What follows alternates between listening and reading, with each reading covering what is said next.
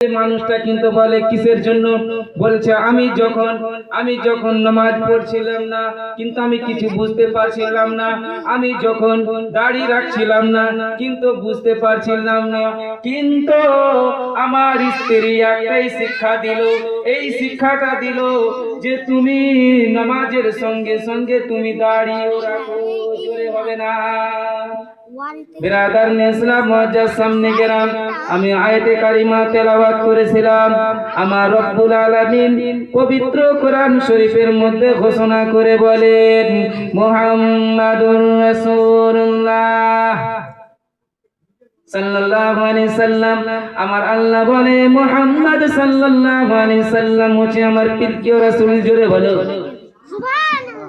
বিরাদার ইসলাম, যাহো মা বোনেরা এখন পর্যন্ত আসেনি এবং আমার ভাইদেরা এখন পর্যন্ত আসেনি, কিন্তু আপনাদের সম্মুখে যে হাদিসটা পড়েছিলাম, যে যার নিয়াত আছে, যে নিয়াত করেছে যে আমি জালসা শুনতে যাব, সেই মাইকের আওয়াজ যতদূর পর্যন্ত জোর, কিন্তু এখানে নিশ্চয় আসবে যার নিয়াত আছে। আর যার নিয়াত নাই সে কিন্তু বিরাদার ইসলাম নামাজ তো দূরের কথা, সে জালসার মধ্যেও আসবে, ঠিক না হযরত? কিন্তু আমার বলার উদ্দেশ্য, মা বোনেরা নিজের কামকে সেরে আপনারা এই জালসার মেহফিলের ভিতরে চলে আসেন। আর আমার বাবা বোনেরা ওখানে খাড়িয়ে না থেকে দোকানে ওখানে এখানে ঘোরাফিরি না করে এই জালসার মেহফিলের মধ্যে চলে আসেন। আমার নবী মুস্তাফা সাল্লাল্লাহু আলাইহি সাল্লামের হাদিস আলোচনা, আল্লাহ তাআলার কোরআনের বয়ান শোনার জন্য এখানে এসে বসে যান। আসেন বিরাদার ইসলাম, আমি যে আপনাদের সম্মুখে বলার মাধ্যমে যদি ভুল হয়ে থাকে, আসেন আল্লাহ রাব্বুল আলামিনের কাছে ক্ষমা চাই।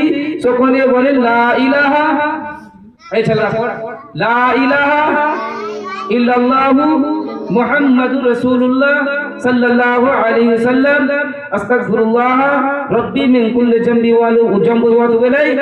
আসেন বিরাদার ইসলাম, এখন আপনাদেরকে খুব সুন্দর ভাগে খুব মিষ্টি আওয়াজ দিয়ে আপনাদেরকে আমাদের হুজুর আসবে এখানে আর খুব সুন্দর ভাগে কোরআন হাদিস থেকে আলোচনা শোনাবে। তো তেনাকে আমি দাওয়াত দেওয়ার আগে আমি তেনার জন্য নারে তাকবীর আর নারে রিসালাত লাগাই। বাচ্চারা কিন্তু তোরা কিন্তু সুবহানাল্লাহ নারে তাকবীর কিছু কইবে, আমি একলে খুব একদম দুয়া উঠে কই দেবে, খোটাবে থাকছে আগে এ কি বলছে এই ছেলেটাদের গ্রামে, দুয়া হাতে দিয়ে সুবহানাল্লাহ কইছে।